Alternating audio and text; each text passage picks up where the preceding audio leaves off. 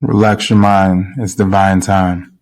What's up? What's up? What's up? It's another episode of Speak Your Truth with your boy, Danli Divine. I'm sitting here with my lovely sister, Dolly, Mr. Sigma Uno, and today we have a marvelous guest. I'm going to go ahead and turn it over to her, let her introduce herself. All right. Good day. My name is Marvelous Olumu. I am first a student. I'm a teenager. I'm a reading coach. I am a writer.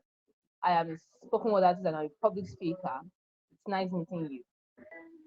You mute. I had Marvelous reach out to me and she told me she wanted to practice the speaking and she had something she wanted to say. So, with it, I'm going to go ahead and turn it over to her, let her tell her story. And with that, we're all going to listen. And then afterwards, of course, we're going to have a conversation. So go ahead, Marvelous. The floor is yours, okay? All right. All right. It all started when I was still a child. In Nigeria, a lot of brain issues are not so known about.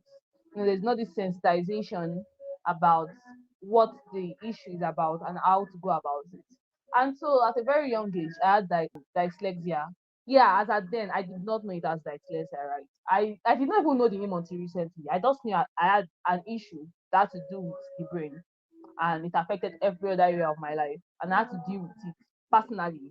Not because I did not have family members who I could reach out to, but because I grew up as someone who was taught to be independent. So if you have an issue, you sort it out by yourself first before you reach out to another person. So by the time I knew about this issue, okay, dyslexia, okay, oh, this issue, what exactly is it about? Okay, how is it affecting me? Okay, yes, everybody is insulting this lady. Everybody is running away. Does not want to go near her, not because of she's not a good person, but because she has issues that people are not seeing. They only see the errors that are coming out of those issues, right? And so I had to sit myself down. And yes, as a child, I was a very, very curious person. I was very inquisitive. I wanted to know everything. Anything that had to do with the brain, I was after it. I never knew why, but I was just inquisitive. I was just that curious person. I did not initially love reading books, but I loved reading books later on. And it was one of the things that helped me in my learning journey and in my growth journey. And so at that time, I remember if anyone told me something this minute, in the next 5 minutes, I don't remember what the person said. I find very hard recalling what the person said. When it's time to write in class, man, handwriting was one of the worst handwriting in class. I would write words and you would not be able to read through what I read. Why? Because my brain is writing faster than my hands are writing. Right? That's one of the issues with dyslexia. A dyslexia patient cannot write except one who has learned to manage it well, who has over time gotten so used to it and can now control it. A dyslexia patient normally would not write for you and you'll be able to read through it. Not because the person does not know what the person is writing, but because the brain is faster than the hands. When the person is writing, the person believes, oh, I've written this thing, and the person moves on. But the person did not write, and the person would not notice unless the person goes back to it and start reading it again. The same thing with speech. When a dyslexia speaking patient is speaking, for me personally, I still speak fast. I would not disagree. I know currently I'm speaking fast and I'm trying to reduce my pace, right? But then one of the reasons why you find a dyslexia patient speaking very fast is because they don't want to pout of words. They don't want to say one thing that they did not say to the audience, but they believe they said, right? It sounds funny to a lot of people. It sounds impossible to a lot of people that why would you believe you said something in your head, but then people you are talking to did not hear of it. People you are talking to did not know you said that thing. But then it's quite possible. It happens over time. But then a lot of people would not take note of it because they don't know about it. They don't know it's an issue. They don't know it's a medical issue. They don't even believe it happens. Right? So for me personally, I found myself as a child growing up, I found myself always isolated. I don't speak to people because when I talk, you're not hearing what I'm saying. I'm talking too fast. You rarely pick my words. I'm talking very because I don't want to miss one. I know if I miss one word, you would not understand everything I say. So I want to say everything at once. And so I have to talk very fast to be able to pick up with the pace of my brain. Right. And so I dealt with that issue for a very long time. A lot of people I had to stop conversing with people because I would have to repeat myself over and over again for people to get what I am saying. And it became very, very hard for me to start repeating myself. And so I had to even stop conversing with people. I talked with very, very few people. And even God was at the point where the abuse I also went through added to it, right? And so at that time, yeah, books were my solace, right? Because I knew my writing was not so good. Yeah, I can read, not an issue. I can read very, very fast. I can read and assimilate within minutes. But then writing everything I've read, or writing whatever it is I want to say was an issue because one, my writing was not good. Two, whatever it is that I wrote, you would not be able to read because I would miss out one or two words. And if I was going to write everything, you would not be able to read because my writing was not legible enough. And so writing was my solace, singing was my solace, reading was my solace. Those were the three basic things I was doing growing up. You would never find me outside playing with other kids. You never find me outside talking to other kids. You never find me in front of the TV. The day they tried putting me in front of the TV, oh, Marvelous, go and watch TV. I would sleep off. I would not even be able to stay there for 30 minutes, right? Because it was not my thing. That was not what I found solace in. That was not what I found myself doing over time. That was not what I grew up with. Even till now, I still struggle with watching the screen for a very long time. Though I've gotten better, right? And so, how did I even go about this thing? How did I become better to the point where I am able to write down my words without missing out the point I am meant to write down? How did I get to the point where I am able to speak and you can pick my words, you can hear me? Yes, I'm still speaking fast, but then I am better than I was, and I'm still working on reducing the pace of my speech, right? Because I know I'm still going to speak on more platforms, so I have to work on it. How did I work on retaining information? How did I work on, yes, I can assimilate, but remembering what I assimilated was an issue. How did I work on my retention capacity? How did I work on it? Right? So the things I did were, looked very simple to me. Though to a lot of people, it's hard, right? But then for me, it actually looked simple. Now I'm saying it's simple, but at the time when I was doing it, was very hard for me to do. So for my writing issue, I did just one thing. I make sure I wrote at least one page every day. And whatever it is that I wrote, I was majorly writing. You would not find me writing, not just I will not just wake up one morning and start writing. No. I would sit down, I would start writing fiction stories as I then. If I'm not writing fiction stories, I was writing different songs. Right? Yeah, those things, I just wrote them for writing sake and they were gone. But then it helped me improve on my writing. I started learning over time that consistently writing, I would be able to write down my words one after the other without leaving anyone out. And so doing that for a very long time, I think it was until I got to junior secondary school before I was able to properly write without missing out words. So I struggled with it for over 7 years. If I was finally able to start writing without missing words out, and people would be able to read what I wrote. For my speaking is still a work in progress. Still a work in progress. But then my liberation in speaking started from when I met a certain friend of mine in primary school. And so he was a guy actually. I did not have friends. I've never been this person that would wake up one morning and just start having friends. Even till now, I have very few friends. Right. So for this friend of mine, they were actually two. The two of them they've been watching me. Okay, this girl, she's always coming to class. She does not speak to anybody. Always on her own. This okay. Yeah. I was scary. You would find it very hard approaching because I found it out smiling. Right. I had to start learning how to smile when I was in senior secondary school. Yeah. So I found it very hard smiling. So you would not even want to approach me because I did not look approachable. I usually behaved like a tomboy because I had the stature of a guy and I was bobbing my hair. So if you did not know me as a female, you did not find me wearing a female dress, you think I'm a guy. That was how bad it was. So I was not approachable. You would not wake up one morning and say you want to come and meet me. You're looking for trouble. Because the moment and I even had anger issues following it. So the moment you come to me and you're saying nonsense and I know that's not what you're saying, I can beat you up on the spot. And that's the end. So people found it very hard approaching me. But then these two guys, they decided, okay, what approach are we going to use to get this girl to talk to us or to make us her friends? I did not have friends, so they did not even know how they could get through to me. And so as at that time, these two guys, they started with academics. Yeah, I was good academically. I was sound academically. Every day, there's no dyslexia patient who is not intelligent. Every dyslexia patient is very, very intelligent. But then their speech, their writing, and their retention and their is it retention now? Their remembrance, sorry, is where their issue comes in, right? I even have a friend who is still struggling with dyslexia, though I met him recently and we started working towards his liberation.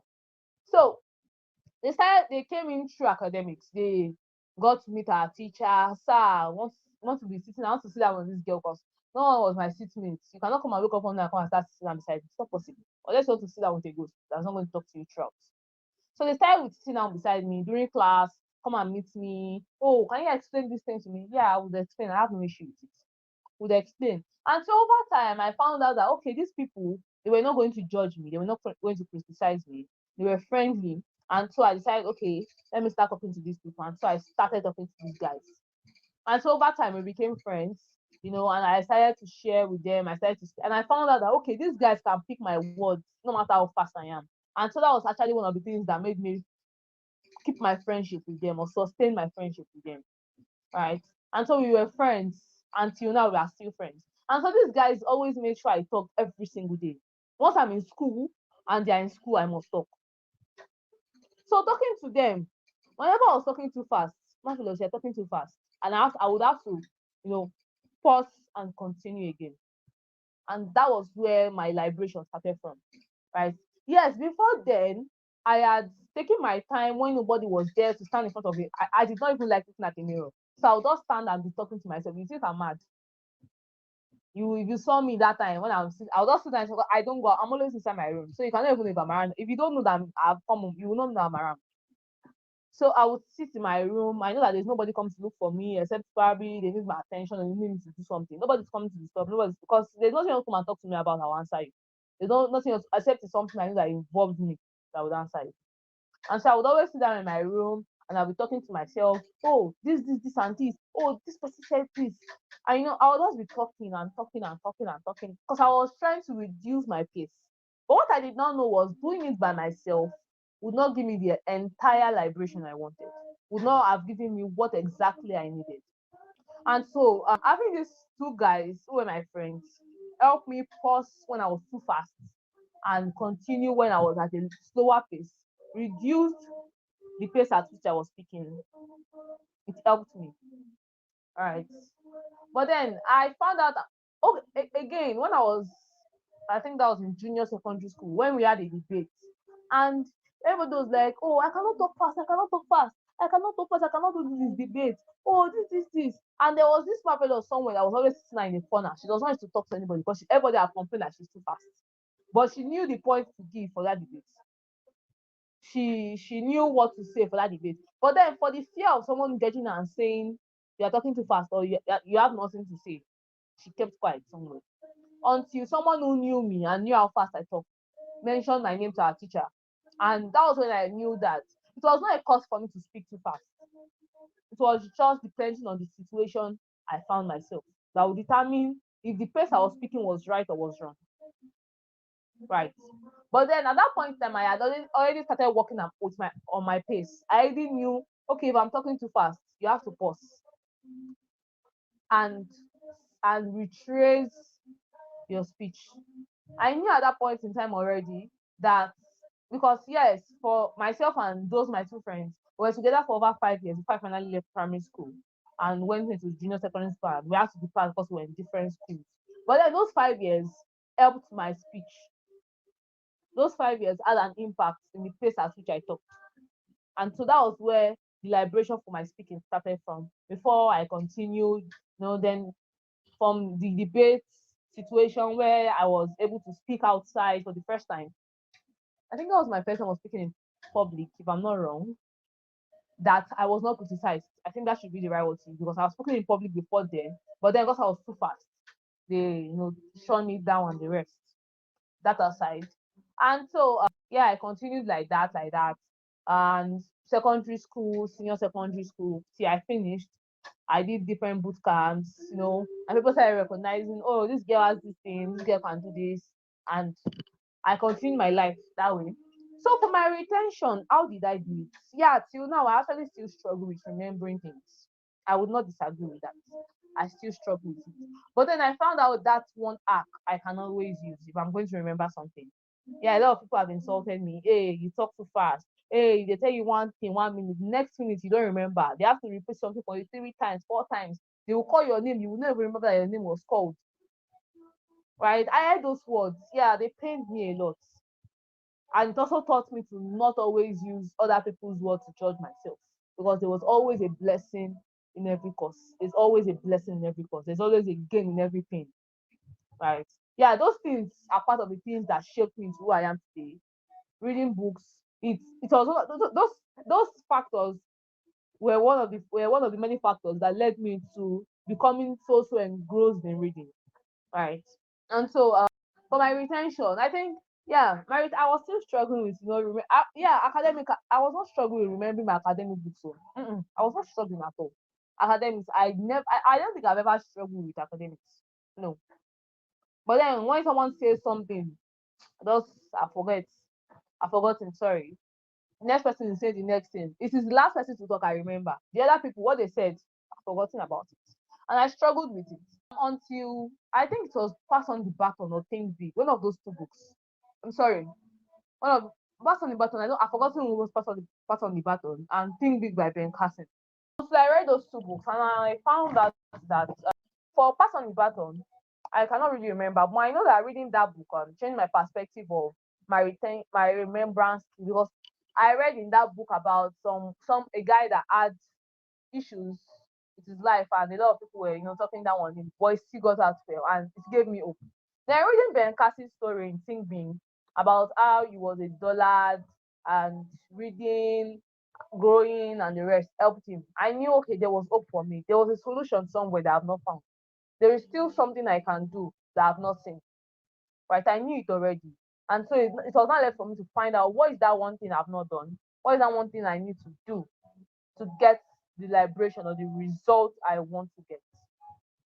And so I started to check out on the internet. Yeah, I had access to the internet at a very young age. I had access to the computer at a very young age. It was not something my dad kept away from any of his children. There was always a computer, there was always an internet access. And so I had the opportunity to search the internet, to check for whatever it is that I wanted at that point in time. And so I started searching. You know, my daddy already knew the type of child he has. I loved reading, I loved researching. And so he bought books for me every single week. I was always reading a new book every week. There's no book in my house I've not read. Science, fiction, whatever book it is, I read every single one of it. Because I was looking for solutions. Aside from learning and growing, I was also looking for solutions. Right. And so when I finally learned how to make use of Google, make use of search engine, make use of internet properly, I started researching on the internet. And you would find me I would be seated out 24/7, carry my book and pen, and I'm looking for, okay, what brain issue is this? Okay, what brain issue could have led to this? What brain this thing is this? And I became so interested in the brain, right? And I always told myself, if I was going to grow up in the nearest future, whatever course it is I'm studying, it's not related to the brain, I'm doing nothing at all, right? It builds that resilience. The first time I told my daddy I was going to the neuro side of science, my dad was like, neuro, what are you looking for there? What prompted you there? He almost actually discouraged me, because he never ever thought of it. I was going to go there until my auntie came to intervene. I was like, she's good. There's nothing bad in that going for it. As far as she wants to, leave her to do it. And I have to start researching. What can I even do? This thing is getting out of hand. I'm growing. It will get to a point in time when nobody will want to tell me something, because they believe I'll forget. It will get to a point in time when there will be a special information. Someone would have told me, but I've forgotten because I don't remember. So what can I do? How do I get the solution to this thing? And then one day, when someone told me something, I picked out one important word out of that person's. And the next 5 days, the person came to meet me and said, "What did I say in the 5 days ago?" And when the person said 5 days ago, I remember that I picked one important word 5 days ago. Okay, then I now started to rack my brain. What did I pick out this five word 5 days ago from? And that was how I remembered what that person said. And I found out that all the remembrance techniques I've been trying over time, trying to use picture and picture, trying to pick one letter A and letter B, be doing anchoring. It was not working for me. It was just one word I needed to know in whatever it is that the person said for me to remember. And that was how I was able to get my liberation there. That was how I was able to, get out of that situation where I have to start thinking of, oh, what did I say or what did I not say? What did this person say? What did this person not say? Because I finally found out what exactly works for me. And that's why I would always say, when someone comes to me with a reading problem, I would not wake up, because yes, I'm a reading coach. And so because of those struggles I passed through, and knowing that using different things, following different techniques that different people gave me did not work for me, never worked for me. It was just that one thing of picking the important word and making sure that word is as important as that statement that person made what has been helping me to remember whatever it is I hear, whatever it is someone says, or whatever it is I help someone. When someone comes to me with a reading problem or with a retention, whatever problem it is someone comes to me with, I would never tell you because this thing works for me to work for you. No, because I know everyone is unique. Everyone has a unique solution to their own unique problem. The problem might be similar, but if you go on that route, you find out it's not similar. For the other dyslexia patients I've met over time, I'm sorry, my tongue ties at times. For the other dyslexia, I found out that for me, what works for me is different from what is going to work for them.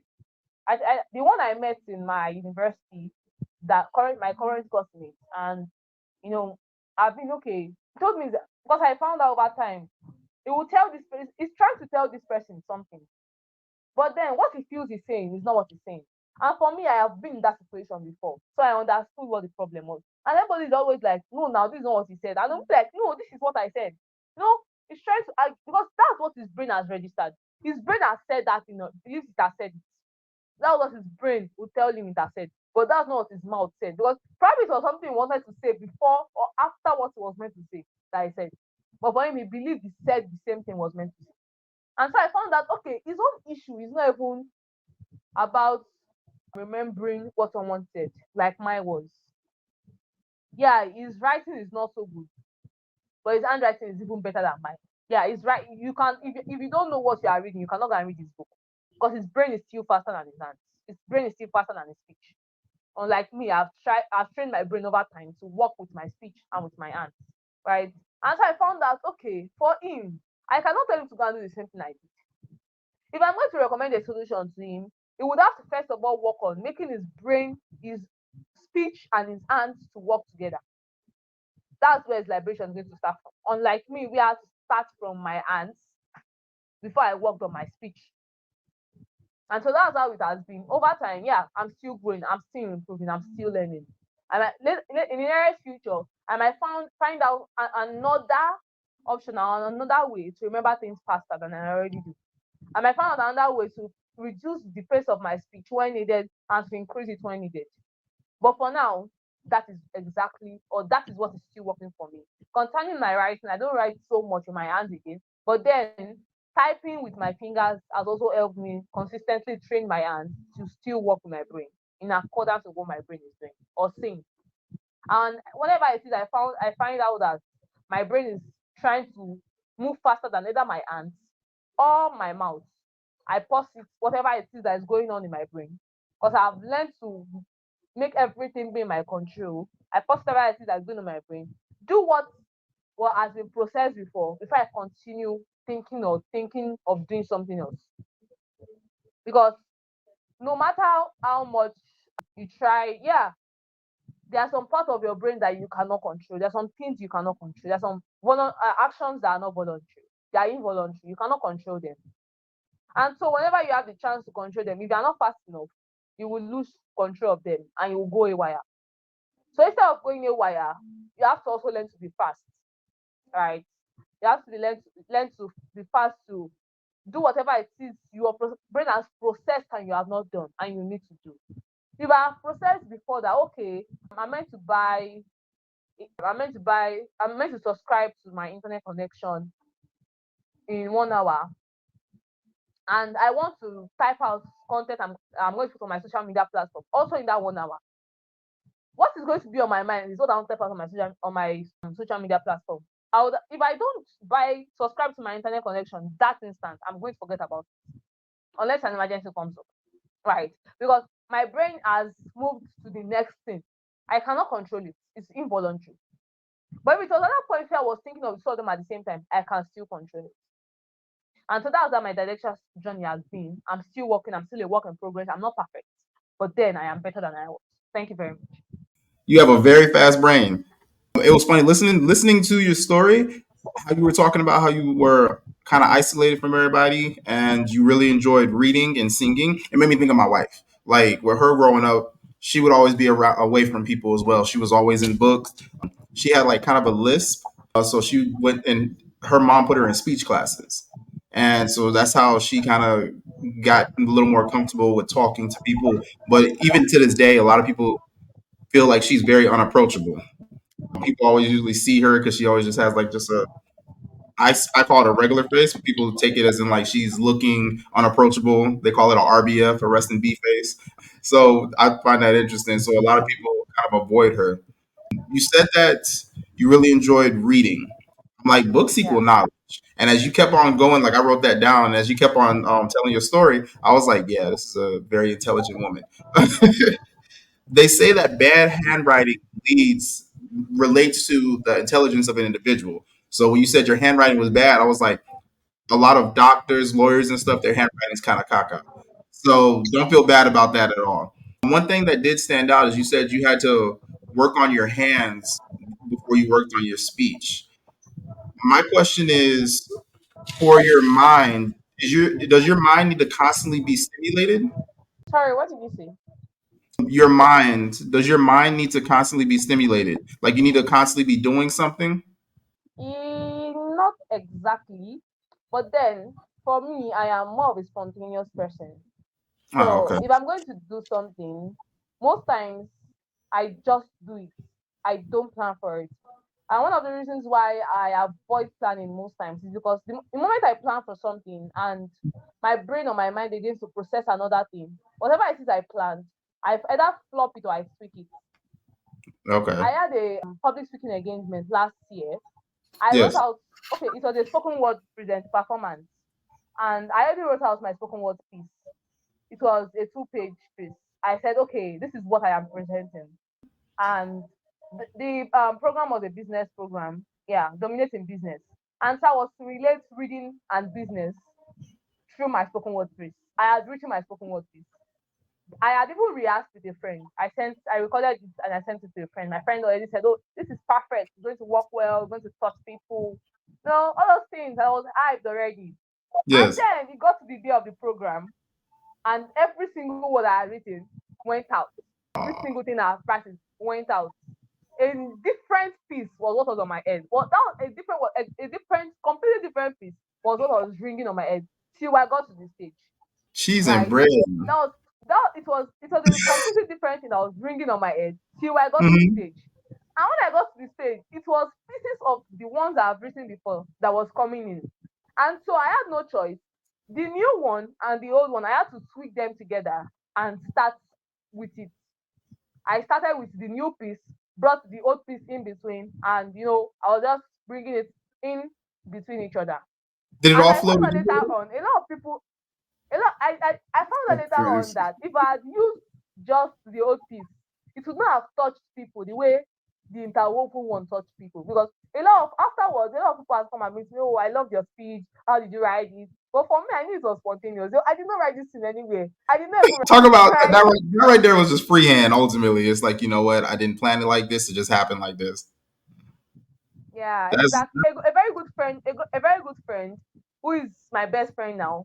mhm. That was what made the person come and meet me that day. So the person was surprised. I've not heard something like this before. How did you do it? I was like, I did not do anything much. I just got there and I carried the mic and I started speaking.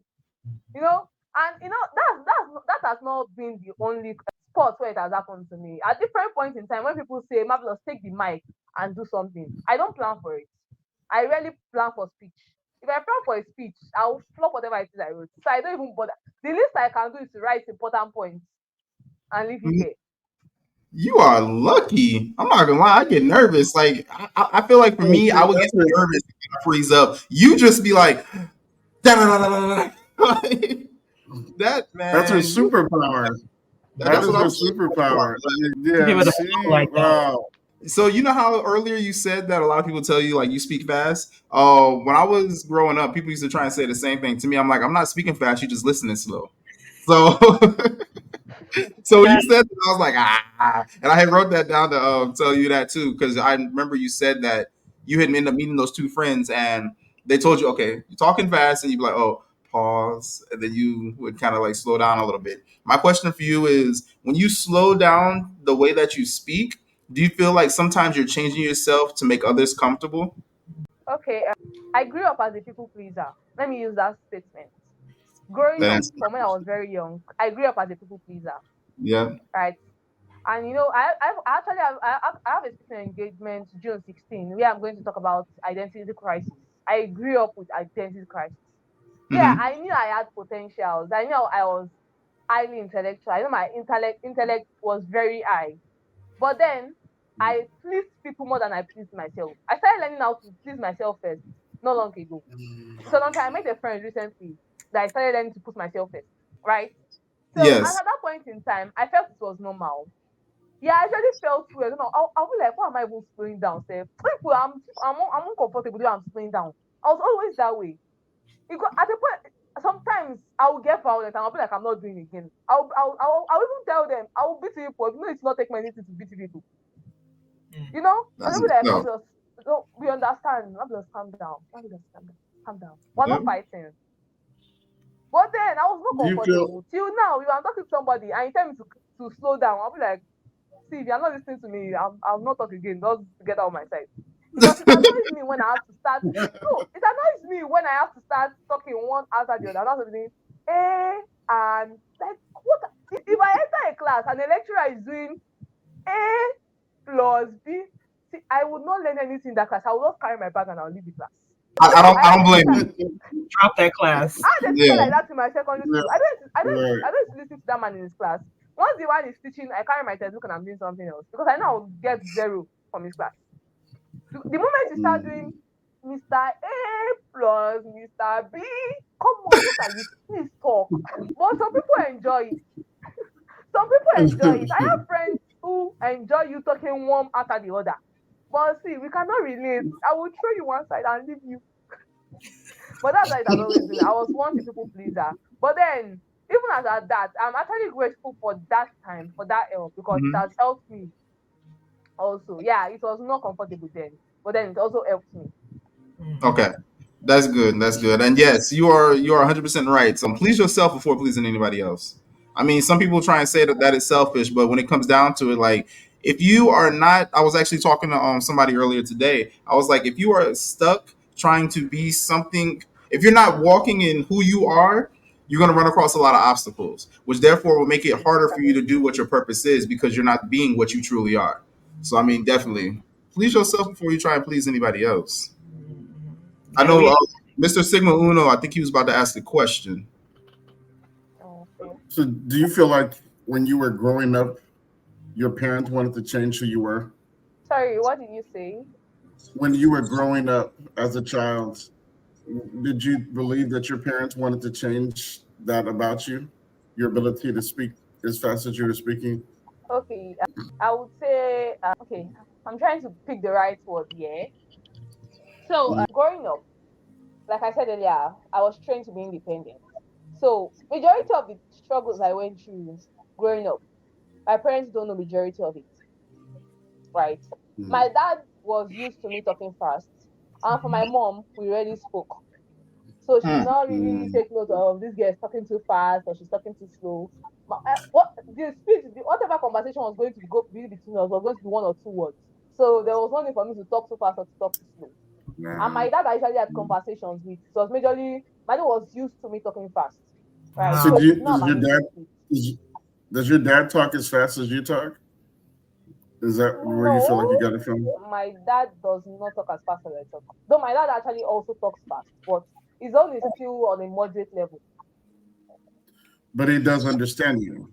Yeah. Your dad. Wow. I That's mean, good. that's your ability to learn and your ability to speak.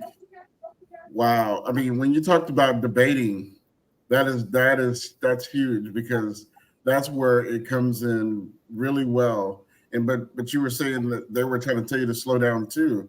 That's not normal in debating because it means that you're processing, you're reading, understanding, and processing is a lot on a lot higher level than anybody you were debating with. And Mhm.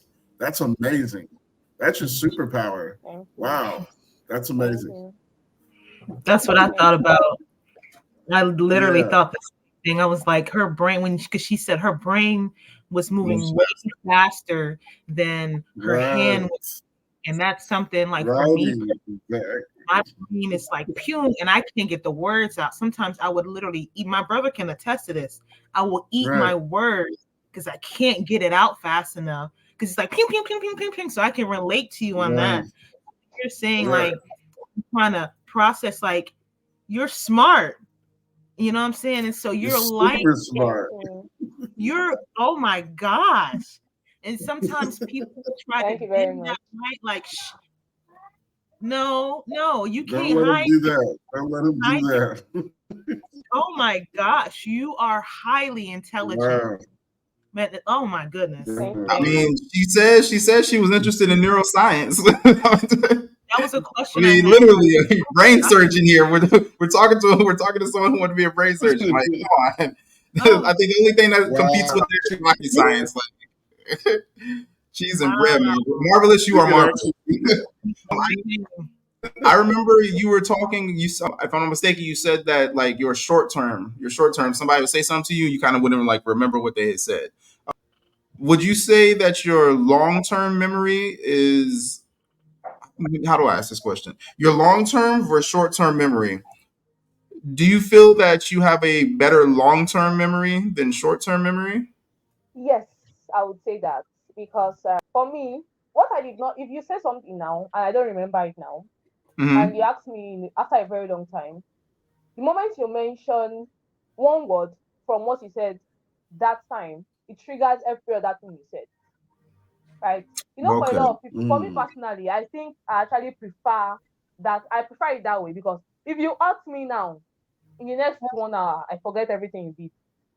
But if you come to me 5 years after and you repeat at least one act out of what you did to hurt me, She everything comes back, remembers that and I remember person. every single thing you did. Yeah, I was just okay. So hold on, I got a follow up question to that. Do you? I know of some people. I know of some people. I met a few people who do this, where they take things and like my mother in law. She describes it as in like she puts them into like folders in her mind. I was like, okay. I've talked to some other people and they described it as in they it's on some other people described it as in taking a book and putting it on a bookshelf, and therefore when somebody says something like, oh, it's in this one, and they grab it and can recite it like that. Would you say that you're kind of like that too, to where it's like you might not remember right then and there, but later on it's like you know exactly where to go to get it in your head? For me, I have over time I learned to make my mind and my head free because if Mm-hmm. my head or my mind is clogged, I would not be able to do anything comfortably, right? Because of my personality, the moment the excitement dies off, when my brain is still clogged, I cannot do it again. And so I make sure my head and my mind is always free. And so the only thing that would make me remember what exactly you said or you did is just you just need to mention. You might just mention fight, or you might just mention book Mm. and bring the person's face to me, and I remember everything. It's like a Okay. trigger.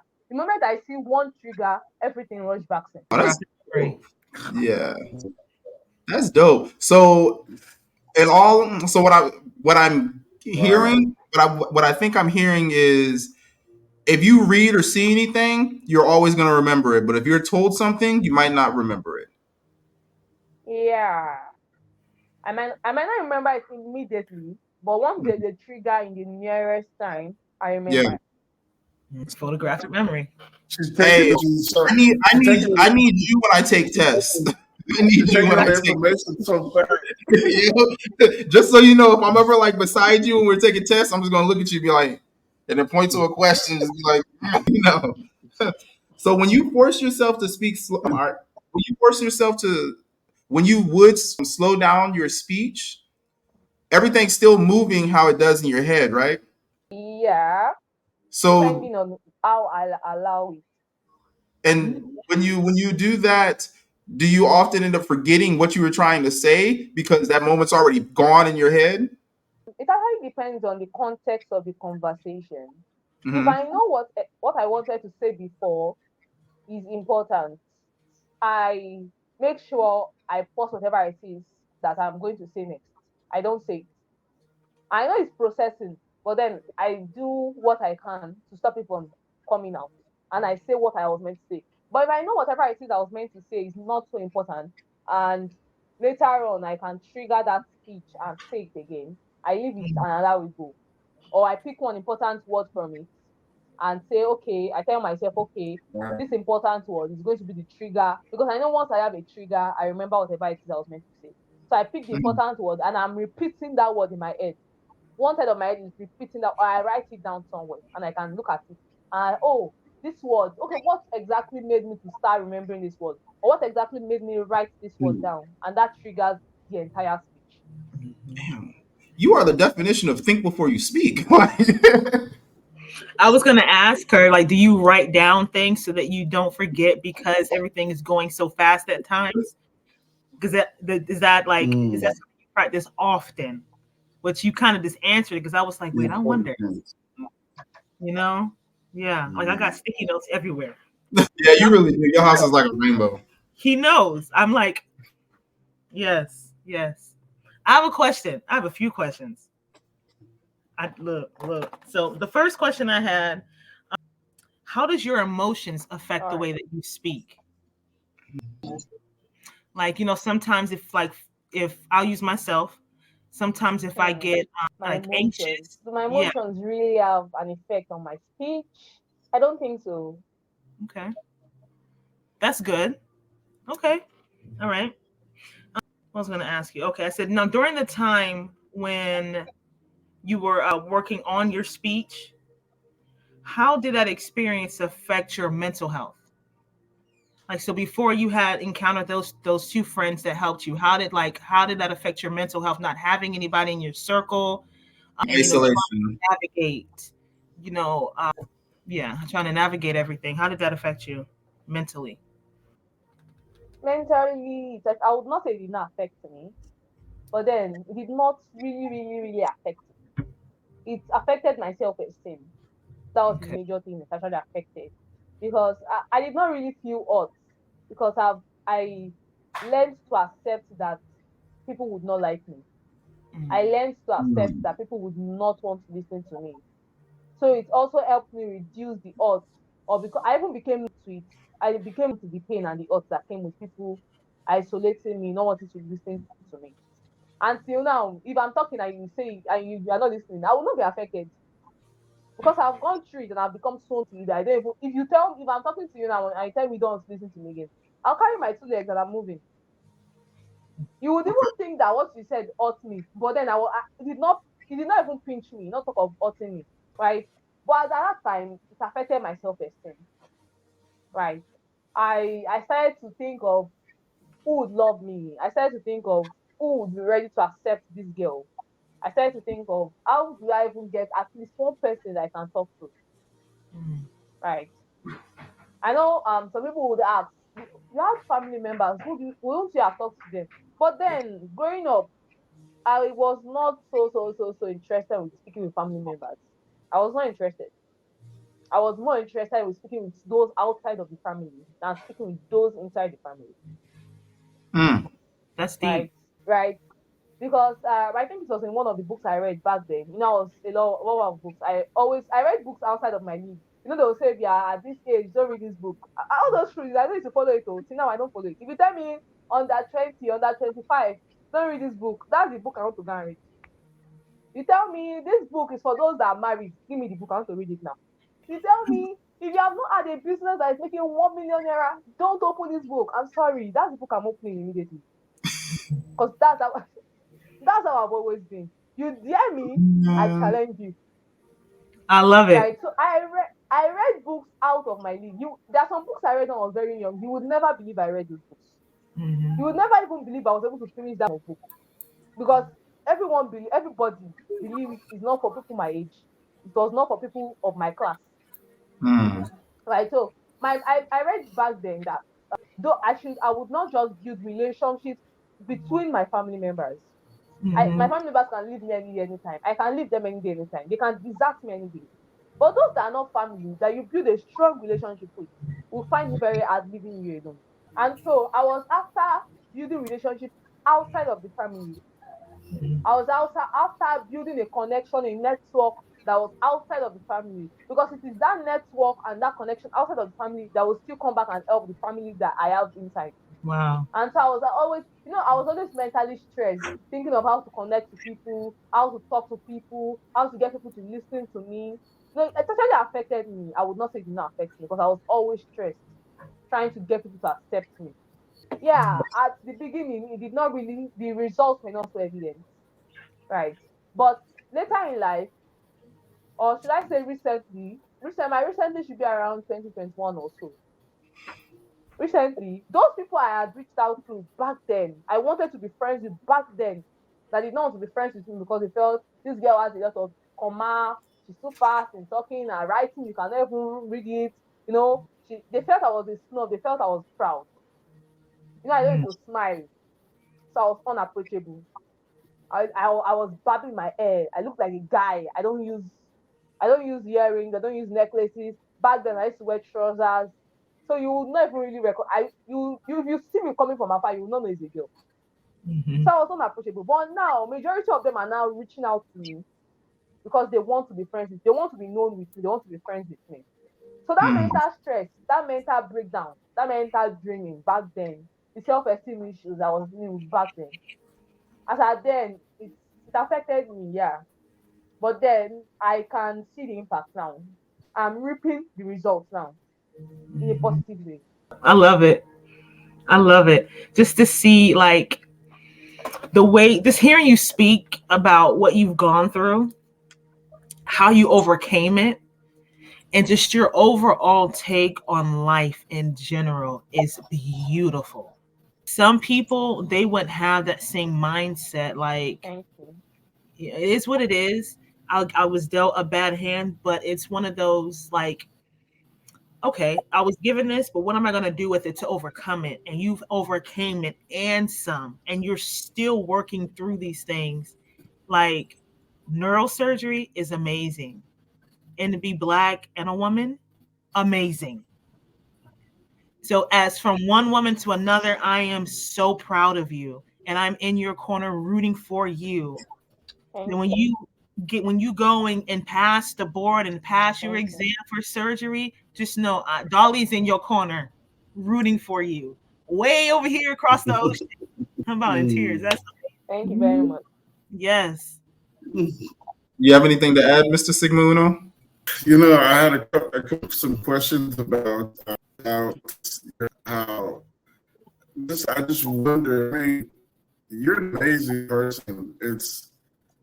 I've only met one other person like you, and I I wish I kept in contact. That was during the time I was going to school, and they were just so.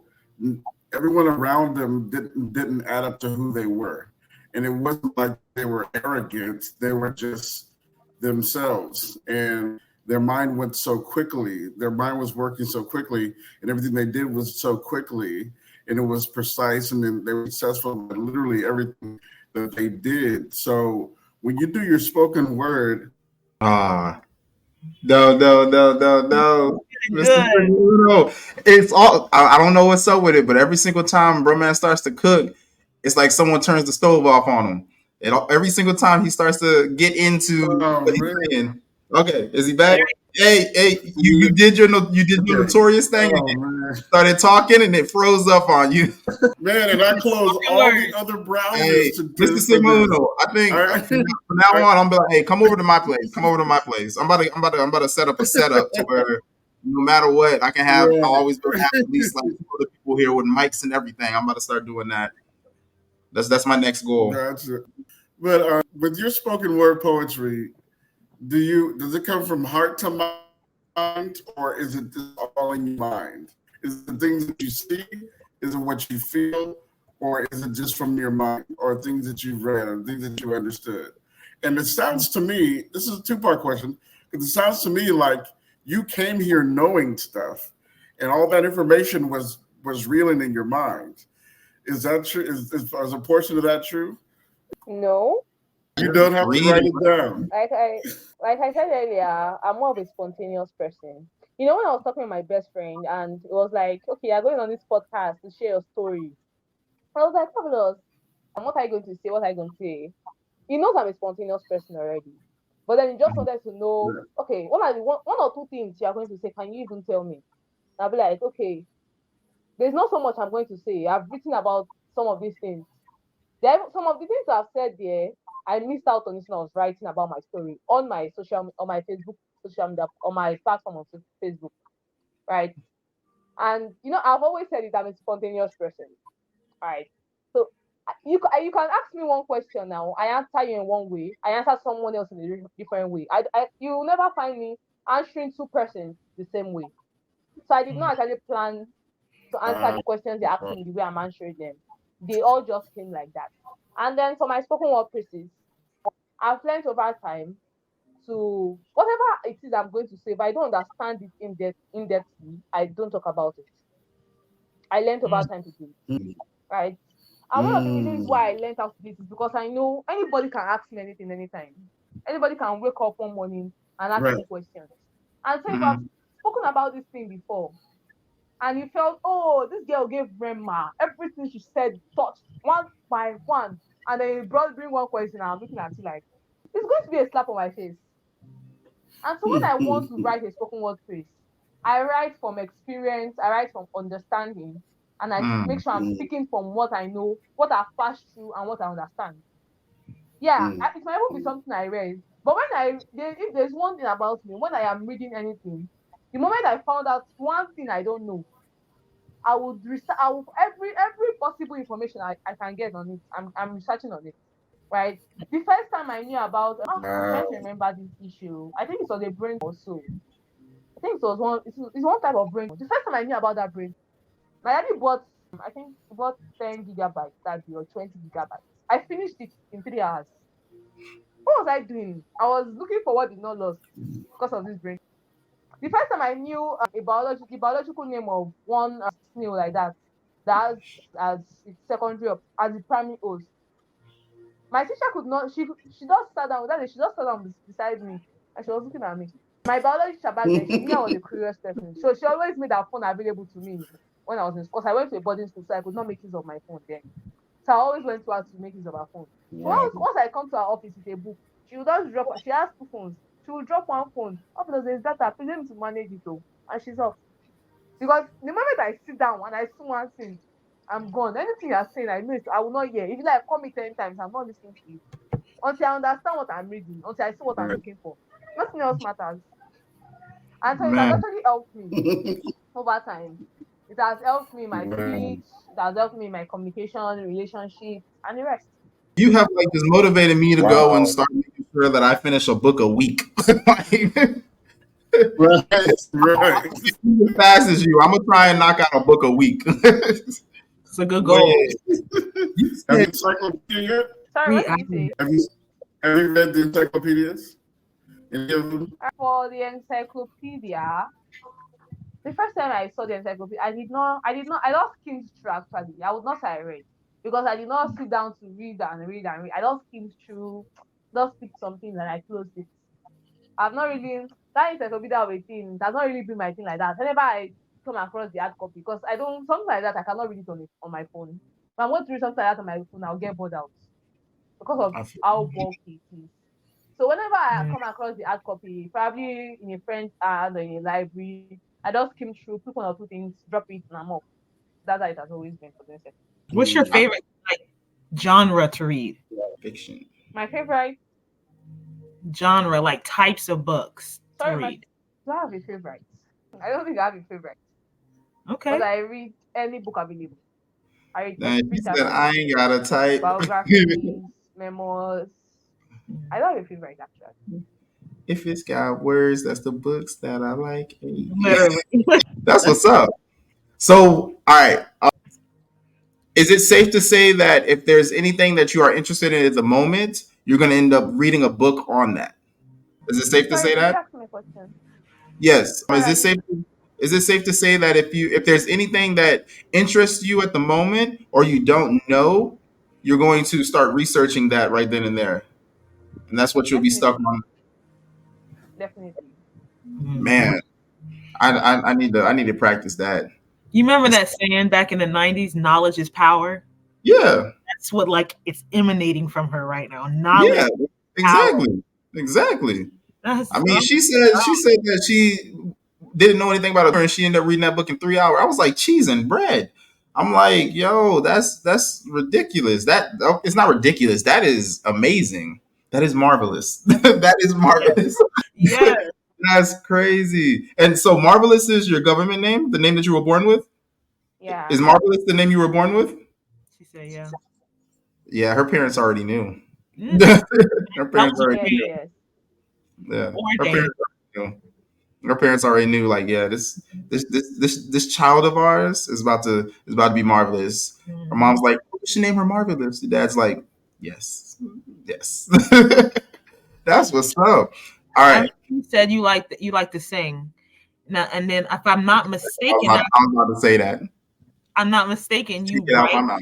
music as well. What did you say? Sorry. You said you sing, right? And so my question, Yeah.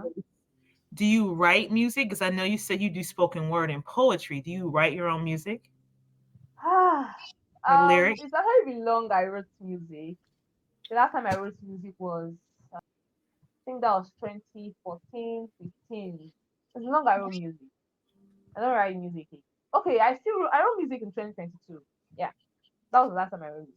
But I feel these like days, at that time to sit and write music.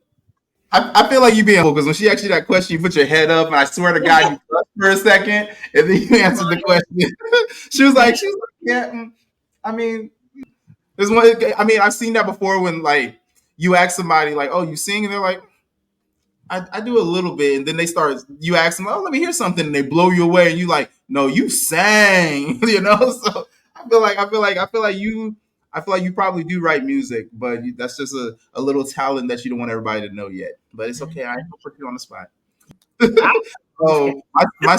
my sister sings and writes music. I think that's one of the reasons she asked you that question. Yes. That's what's up. You are talented, Marvelous.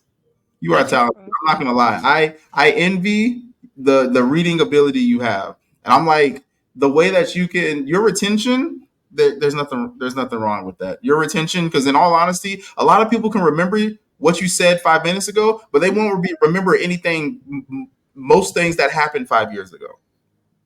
So you have it switched, and I tell people all the time, I'm like, look, we live in a world where the normal is based off the majority. Majority of the people are normal, and then those who I feel have superpowers are considered weird. And I'm like, in all honesty, I'm like, a lot of the individuals who are considered weird, I feel like the world would be a better place if we were like that. Because think about it, if everybody else thought the way that you thought, I'm like, yo, we be able to pass down knowledge from generations.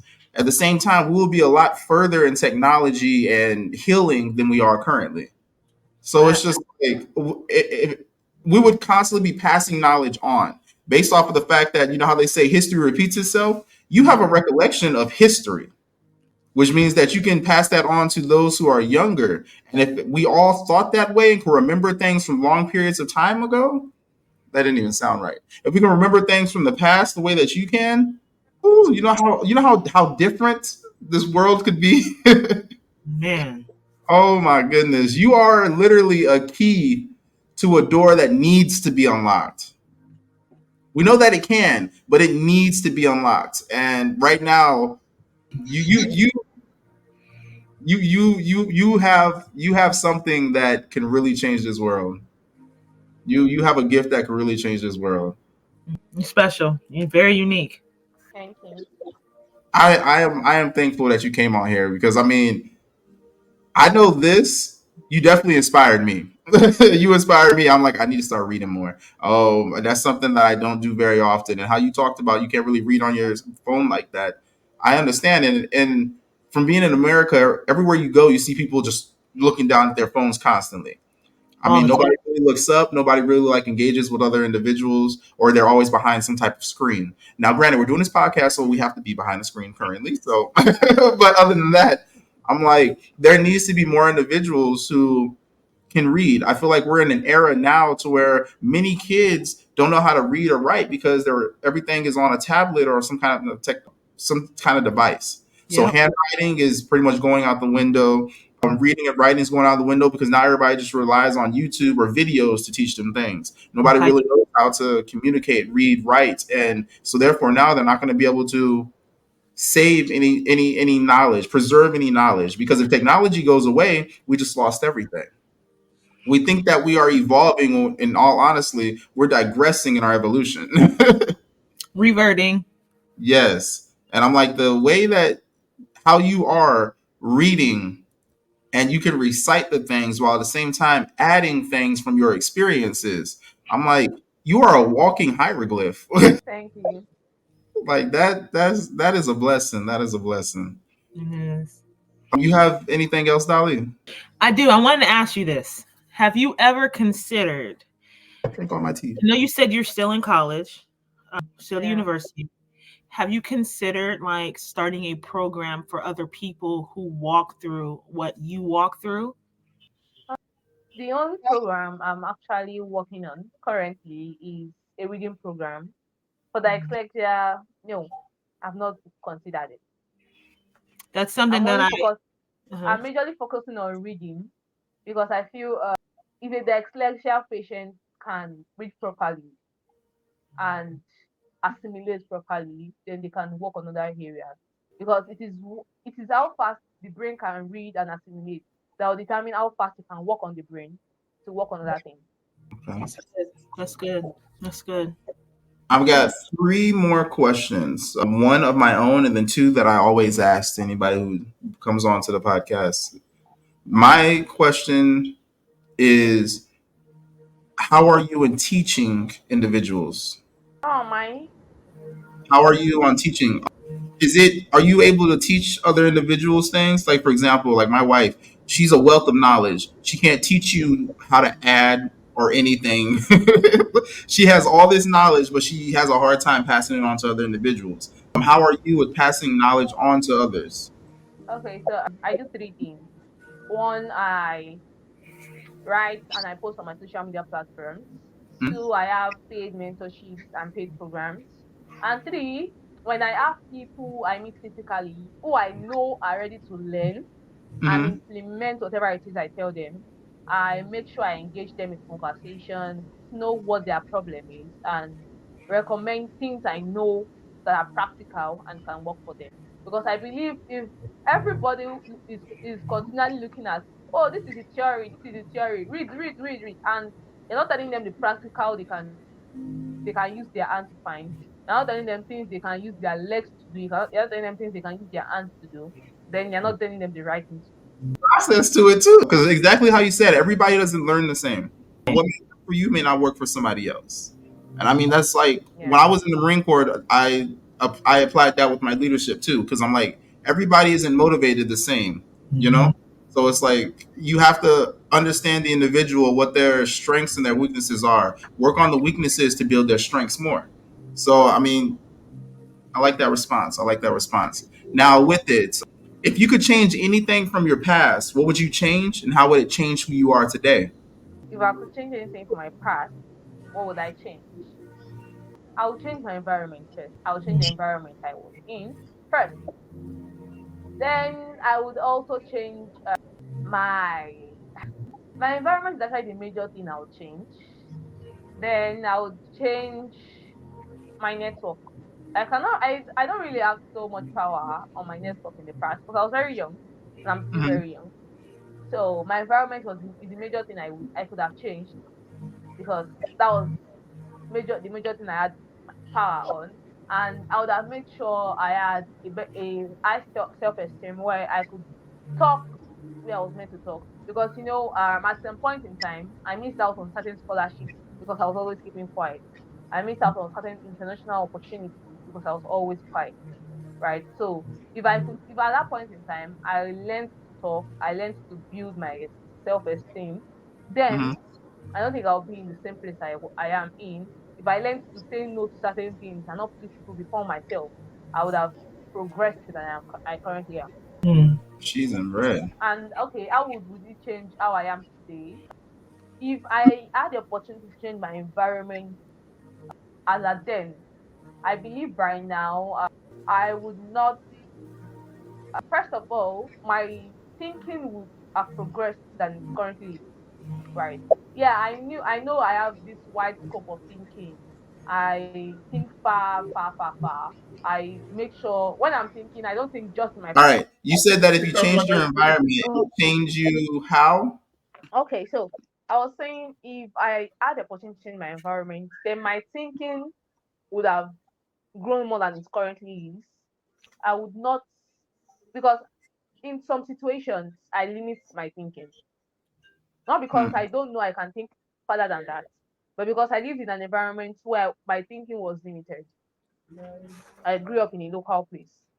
So it's limited my thinking ability, it's limited the possibilities I could see. So if I was able to change my environment, I would not I would not be till now. Yes, my environment, I've been able to change my environment over time, go to different places. But then there is still this limit I still have to fight against. Coming on this podcast, I never envisioned myself, speaking on a podcast that was not a Nigerian podcast. I've not seen myself speaking on, yes, I've spoken on an international platform before where I had to host an Australian for a program, myself and some of my colleagues hosted via our mentor. But then I never envisioned myself personally speaking on an international podcast, right? Because of that limit I had because of my environment, right? So if I was able to change it, then I would not have limited my thinking the way I had limited it, right? I would have gone further than I am here. I remember, I think I had one international opportunity at some point in time, but because of my limited belief, I did not go for it, and it passed me by. They sent reminders that was over and over and over. But then I was limited. My thinking was limited because of my environment. I did not know it was possible for me to get it until recently, when someone told me that if I had gone for it, then I would have almost been done with university and be getting ready to get my medical degree, right? But then it's passed, and I'm still, yes, I wasted time, but then I'm still moving towards that path, right? And so, concerning my self-esteem and speaking of, if I had been able to, have that high self-esteem I was meant to have at that point in time, if I would learn to open my mouth when I was meant to open it, till now, there's this uncle of mine that I have. If I'm going to ask him for something, because I still struggle with asking people, opening my mouth to ask for something, it will tell Hmm. me, if you're not going straight to the point for what you need, don't come to me. The first time he told me that thing, I felt like he hated me. I felt like, are you trying to say I cannot talk? Are you trying to say I don't know how to talk? That was how it felt to me. But later on, I figured out that going straight to the point, opening your mouth to talk, is not going to reduce what they're going to give to you. It's not going to reduce the help they're going to render to you. Rather, it will even make them want to help you better. Right? But I did not learn it early. And it's made me miss out on opportunities.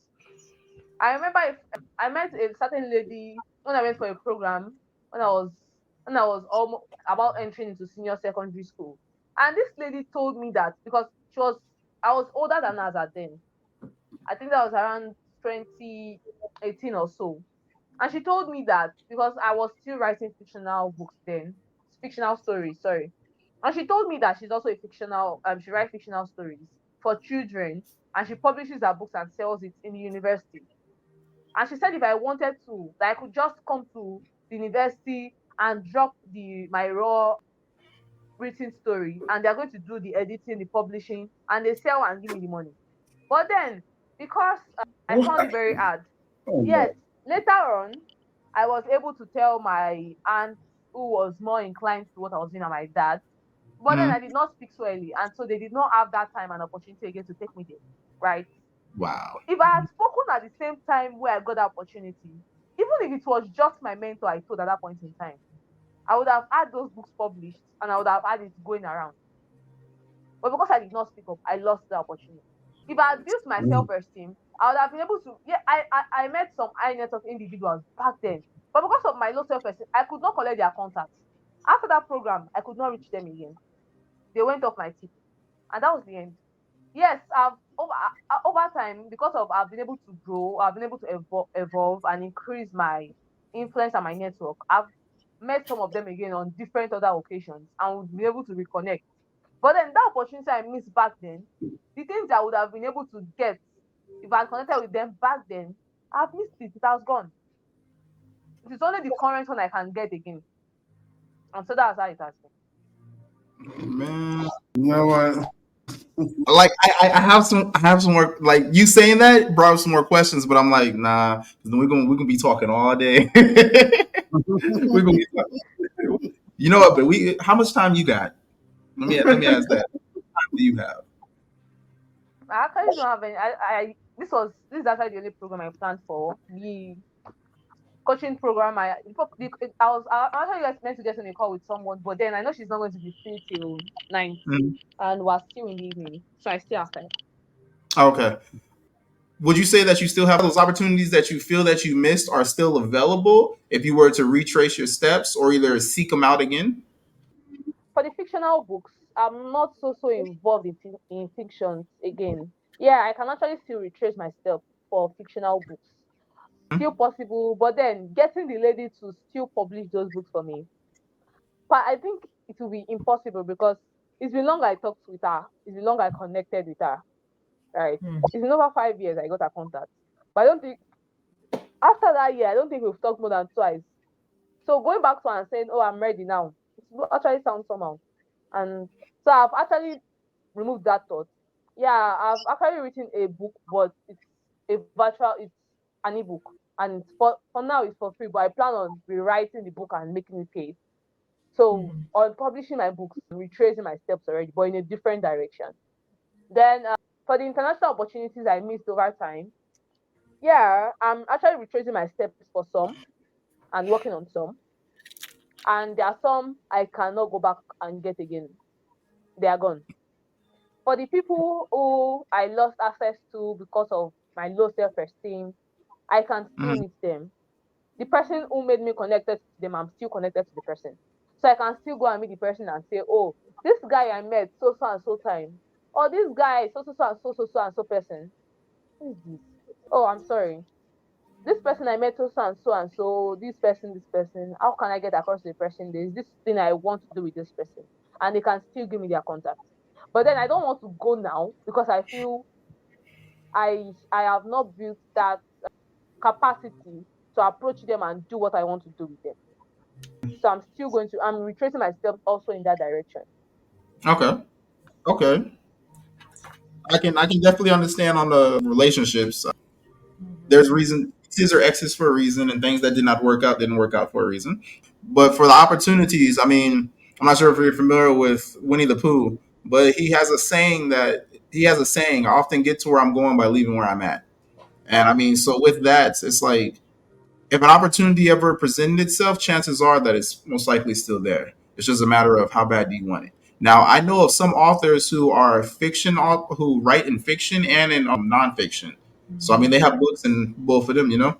So I mean, that's something to explore. But I mean, you know yourself better than me. You know who you are, and you do what you want to do. I'm just planting a seed. So, but with it, is there anything that you would want to say to any listeners? And there's so much to say, but I'll say just two things. In your time of building, in the time where you're passing through the furnace, in the time where you're going through the pain that would bring out the phoenix in you, don't listen to naysayers. Don't count every word as important, including your parents. I know a lot of people say respect your parents, but there are some things your parents will say that are not meant to align with you. I learned it very late, right? I learned it very late because your parents might not even understand what you are doing.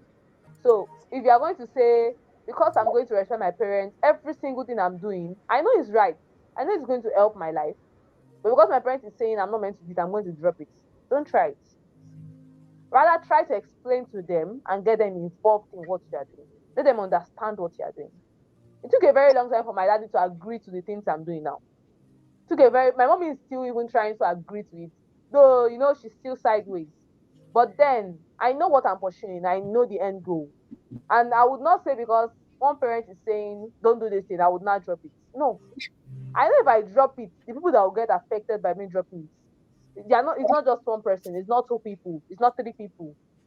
Thousands of lives are going to be affected. And so rather than dropping it, rather than listening and saying because they said I should drop it, I'm going to drop it. No, I would rather make them understand. I will go against them and make them understand this is why I am doing this thing. The spoken word place I delivered last year. When I told them I was going for that program, I had an invitation. They were like, "No, you're too young to go out. You cannot do this thing. Where are you going to?" We had that. They were even like, I'm not going to give you your fare to the place." I was like, "If you like, don't give me the fare. I'm not bothered. I don't care." It was until a day before that program that they started asking me, "Which clothes are you wearing?" It was funny. And it turned out that the dress I was meant to wear to that program, it was not ready yet.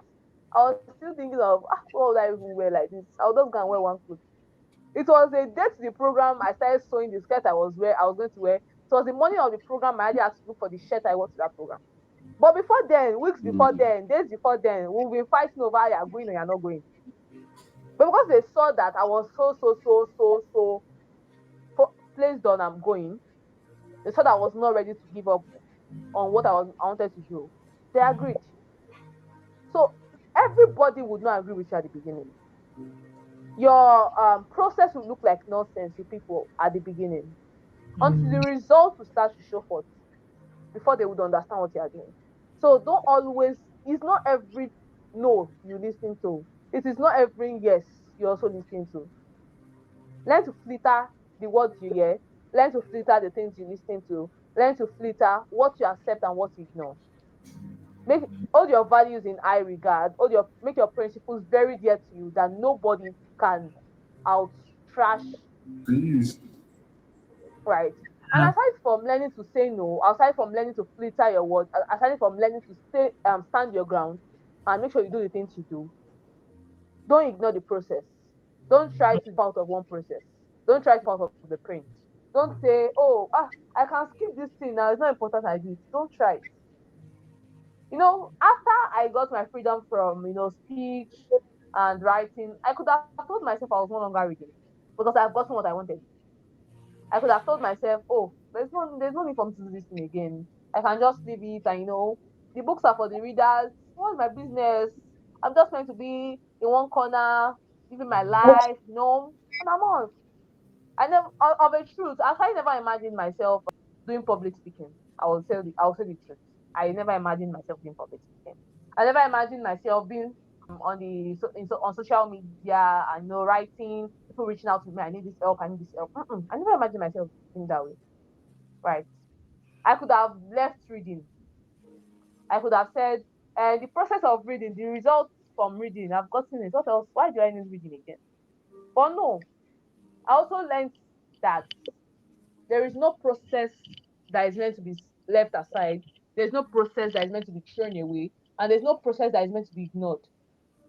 Because the result of every process, the fruits of every process would come back onto you. So if you ignored it, you will get the bad side of it.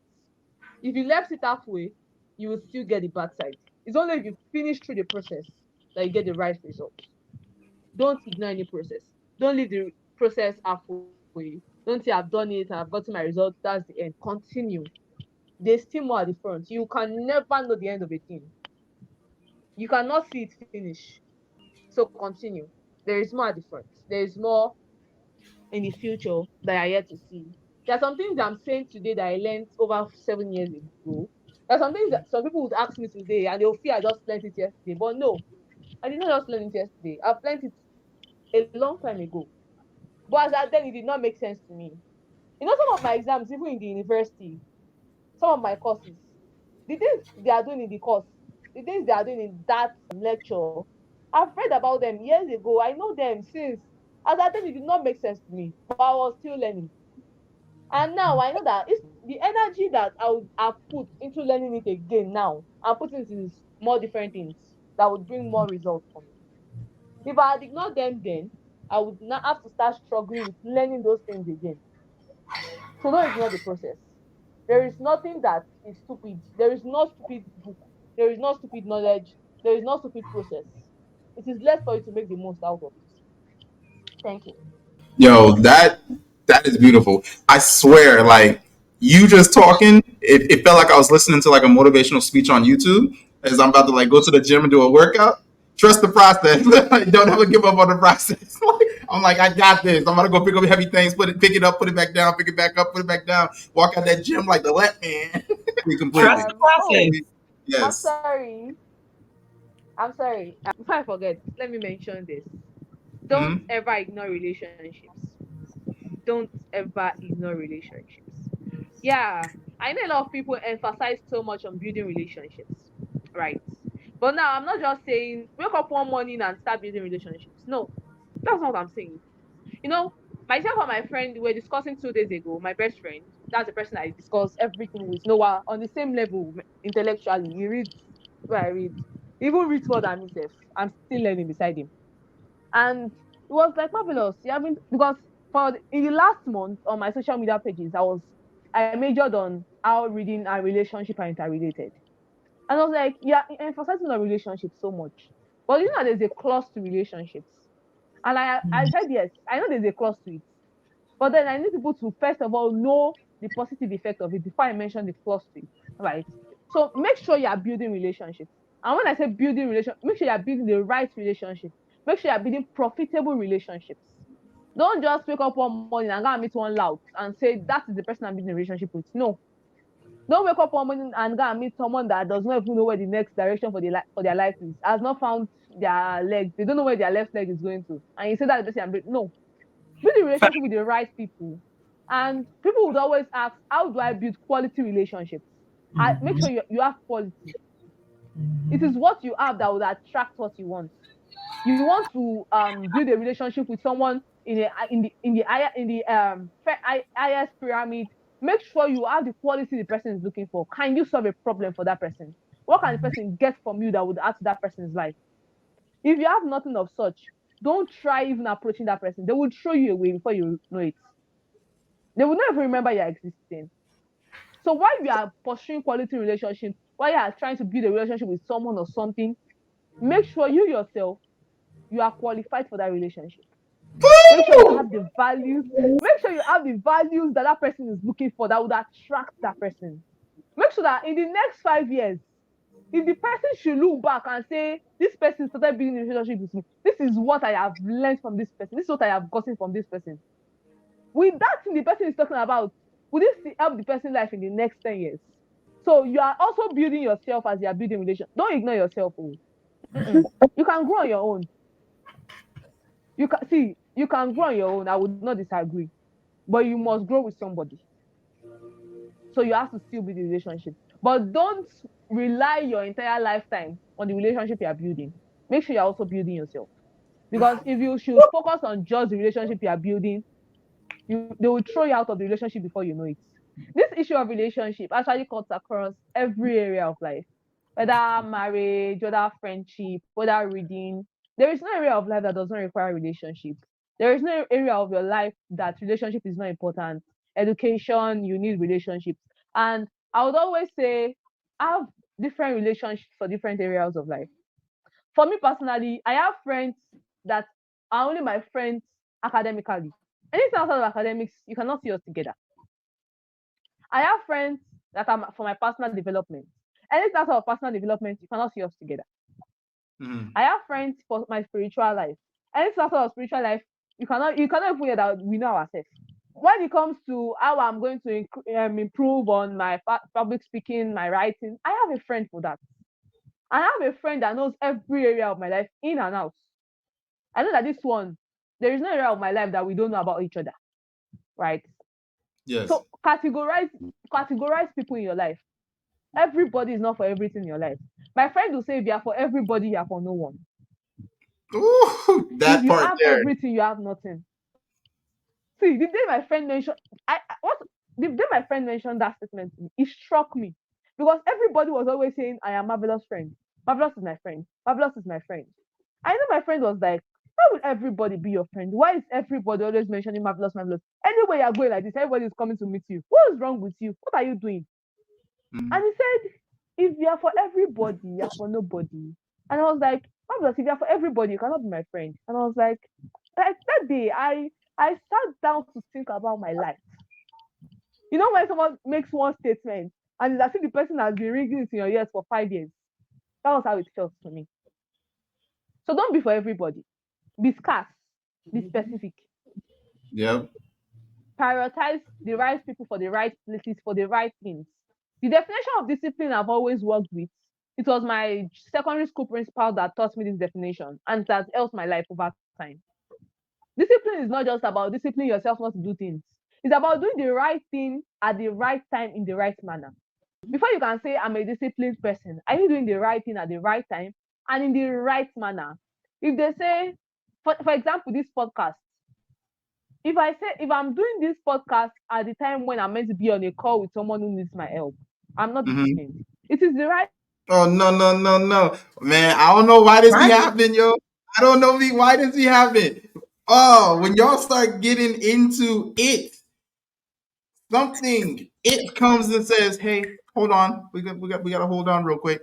Oh, I know she's gonna be back. She gonna be back. She gonna be back. This happened once before already, and she popped back in. But let's put a spirit animal.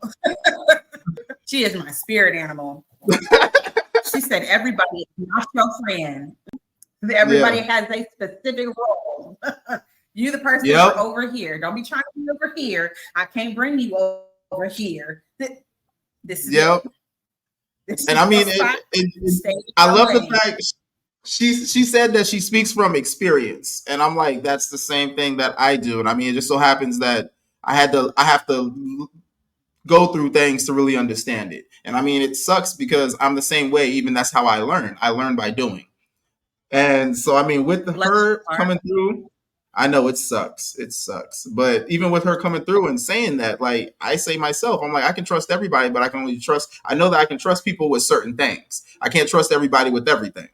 I'm like, so with it, it's like, I might trust you to give me a glass of water, but I'm not going to trust you to watch my kids, you know?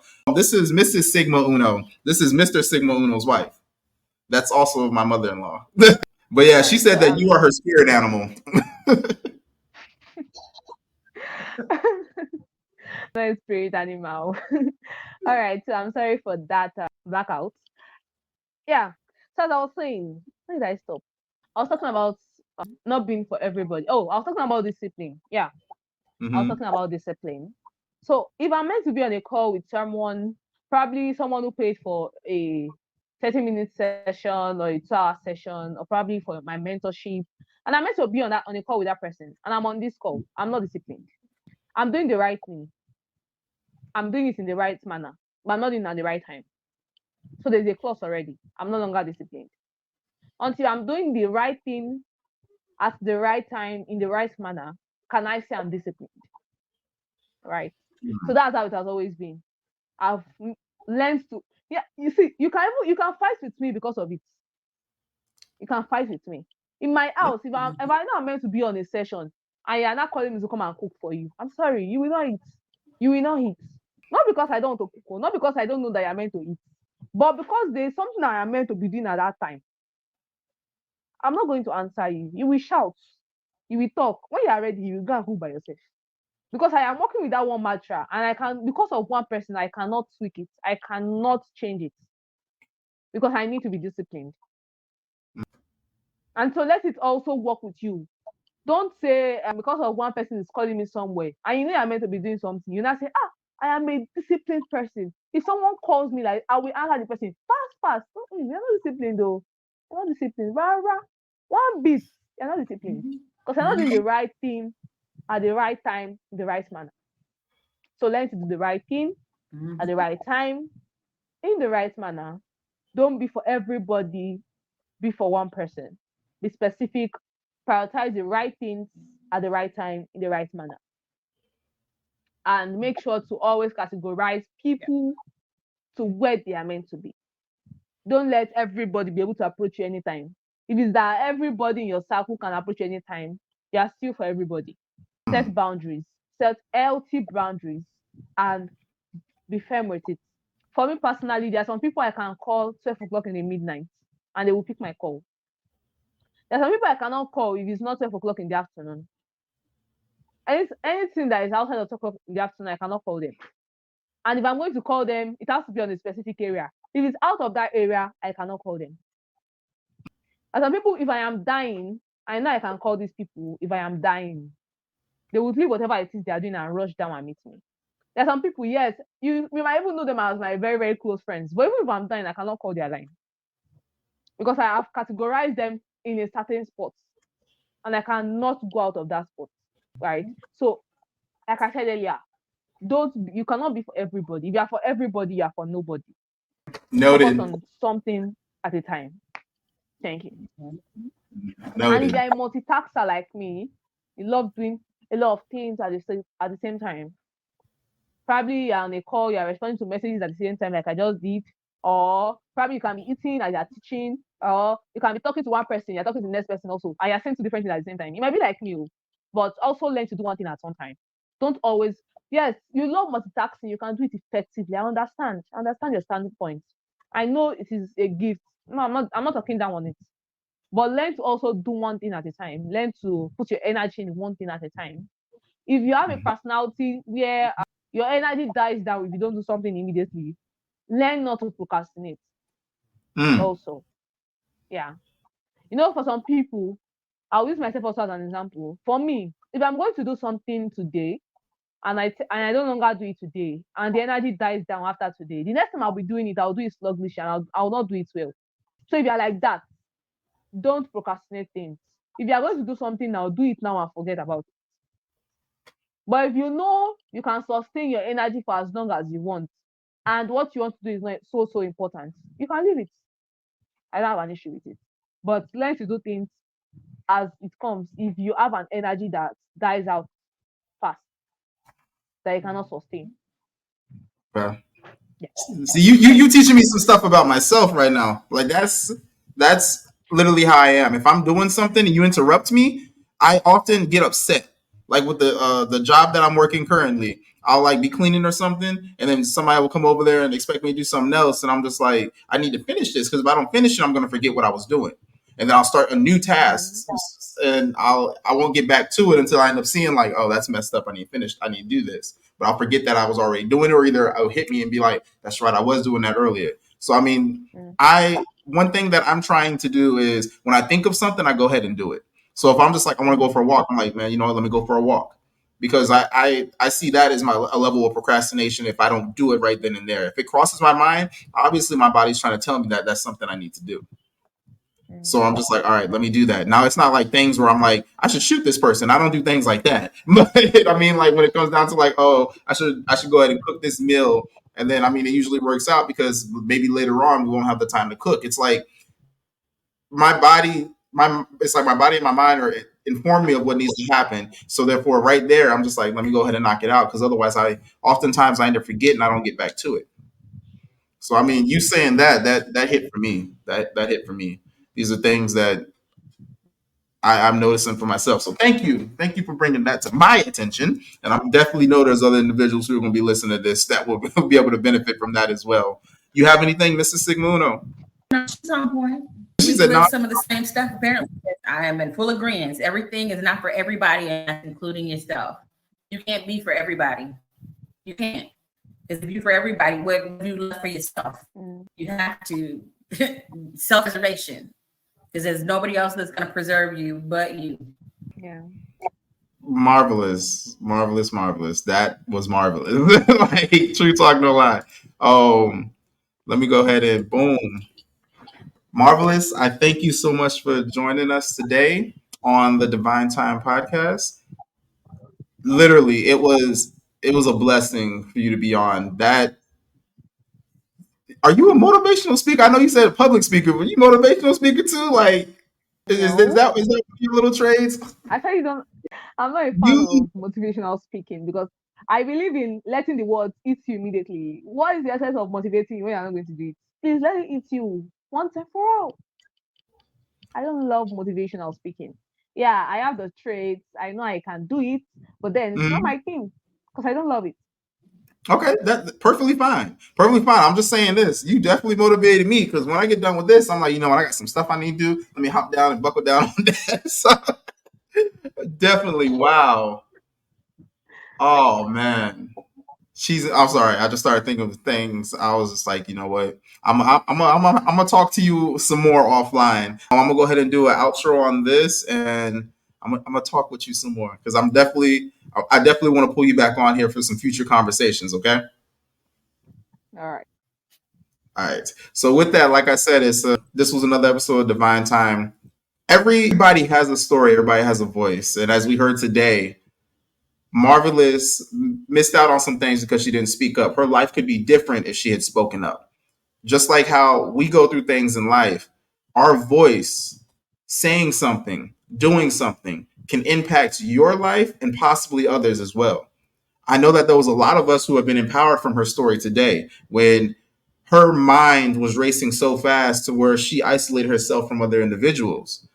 I know there's other individuals, my wife included, because the story was really similar, to where you feel like you are stuck and you are alone in situations that you have gone through. You're never alone. There's always somebody who is going through something similar, has gone through something similar. And you speaking up can possibly validate the feelings that they have as well. My biggest thing to anybody who is listening is know that anything is possible. If you put your mind to it and you trust the process. Thank you, Marvelous. Relax your mind. It's divine time.